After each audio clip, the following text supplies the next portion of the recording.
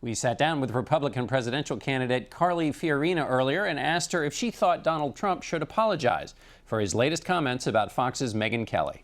You know, presidential campaigns are designed to reveal character under pressure and over time. It's why people like you ask tough questions, and it's up to candidates to answer those questions. So Mr. Trump got asked tough questions by a lot of people on Thursday night, but he chose to attack Megyn Kelly. And so on Friday night, I put out in a statement, Mr. Trump, there is no excuse. And I think that's true. What do you think this reveals about his character? Well, I think voters are going to have to decide that. But I think you cannot have a president who is thin-skinned. If you think a question is tough, imagine the pressure of actually being in the Oval Office.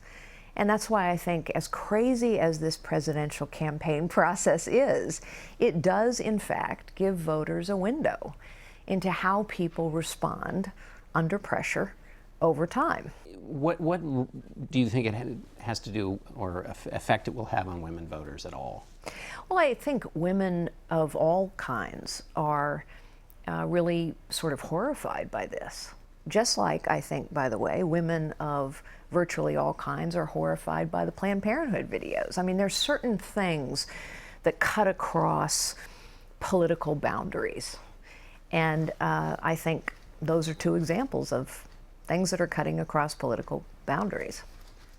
Mr. Trump, in his statement in the debate, said, well, but I don't, all this political correctness. There are a lot of people who think there's too much political correctness in politics. I do too, by the way. There's way too much political correctness in politics. So, for example, I've been very open in saying Hillary Clinton lied about Benghazi, and I've been criticized. Oh, that's such a loaded term. Actually, no, it's a common sense factual term. She lied about Benghazi. So I agree there's too much political correctness. I agree as well that people are tired of sanitized sound bites and bumper sticker rhetoric.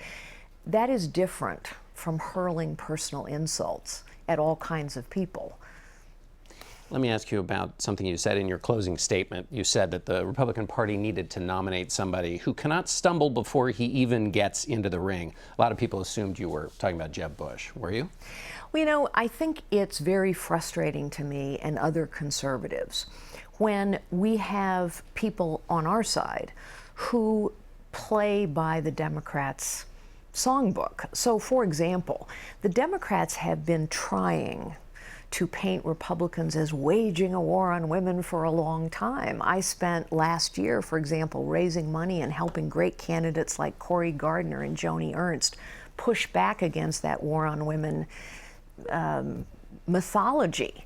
And so I think when Democrats say the Planned Parenthood videos have something to do with women's health, when demonstrably they have nothing to do with women's health. They have to do with the harvesting of human organs from what a Planned Parenthood employee called a baby. We shouldn't be talking about women's health. So it was Jeb Bush you were talking about. You got rave reviews in your debate performance. Why do you think you did, and do you think you'll be on the main stage for the next debate? Well, you know, going into that debate, less than 40% of Republicans had ever heard my name. So this was an opportunity for me to introduce myself. And I think a lot of people, honestly, discovered, wow, there's another woman running for president. And then maybe they discovered, gee, I think maybe she could win this job.